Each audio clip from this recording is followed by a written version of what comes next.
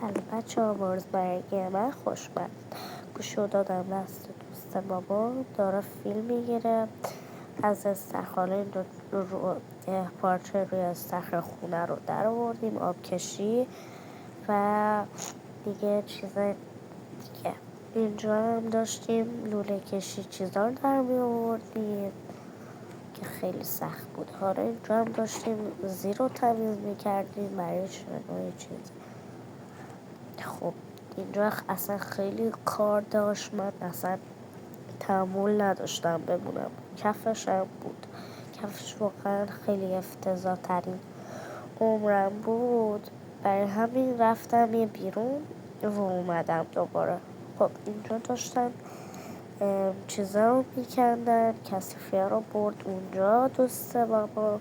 اینجا که همش تور بود و چیزای دیگه که خودم هم واقعا شوکه شده بودم، ولی تمام خیلی خوشگل شد. ولی